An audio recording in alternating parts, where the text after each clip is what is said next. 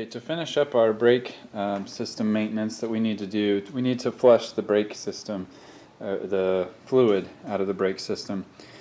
So remove the panel over top of the master cylinder and the reservoir here. And today we're going to be using a power bleeder by Motul products. This one I think was a little under $100 or so, and it's got a connector that will go on top of here and provide fluid and pressure to the system so that we don't have to have a partner pumping the brakes like the old style. And so let's go ahead and get started. Before removing the cap on your brake system, always make sure that you clean the outside so that you're not introducing any dust or debris into the system. Okay, now we have the cap off. Now if you have a pump, you can go ahead and remove most of the fluid from the reservoir to get yourself a head start.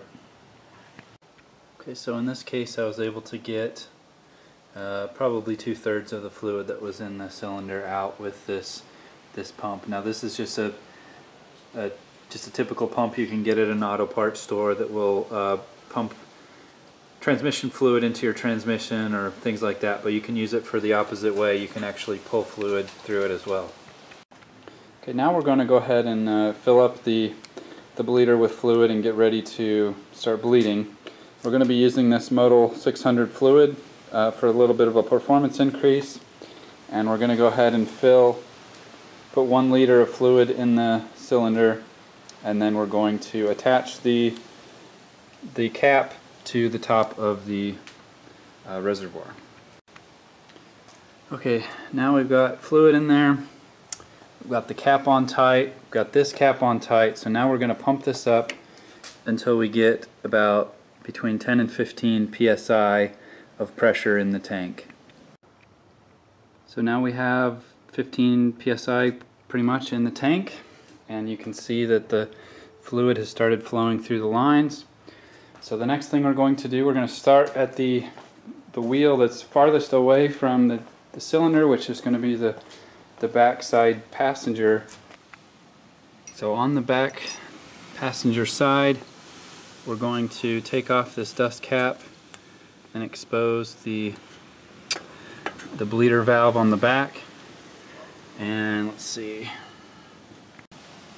And you're going to need a 9mm wrench. This is a special one for bleeding brake lines, but if you don't have that, just a regular 9mm wrench will work.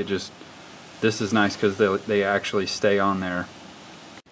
And the last tool we're going to need is a catch bottle, and this is a specially designed bottle for bleeding brake systems, but you can just use just a piece of tube that will fit over the nipple there, and just a cup or something like that. You don't have to get something specifically designed for this, but this just makes it easy because it's designed for this. It has the right size of hose, and it's spill proof. It's not going to fall over and get all over the place, so you have to clean things up. So all you do is open up the valve so that the pressure in the system can start pushing the fluid through, and we've got our old fluid moving into the catch bottle. Now the new fluid is more of a yellowish color, so we'll be able to tell when we're starting to push through some of the new fluid as opposed to the old fluid. Make sure when you get done that you put the dust cap back on the bleeder valve, and then we're going to move over to the rear driver side and do that side. After finishing the rears, you want to move over to the fronts and do the passenger side front first. Again, we have the bleeder valve here with the dust cap on top, and so we'll do the passenger side first and then the driver's side last. One thing I forgot to show before you get obviously to this point where you've got everything put back together, make sure that you have enough fluid in your reservoir.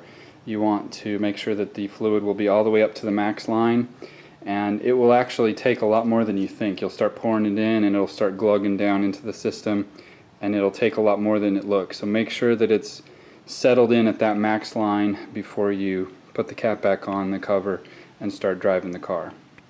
And make sure that your brake pedal should be pretty much rock hard.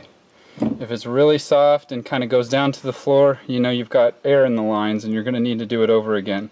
Hopefully you don't have to do that, and it should feel a lot better than it did before you flush the system.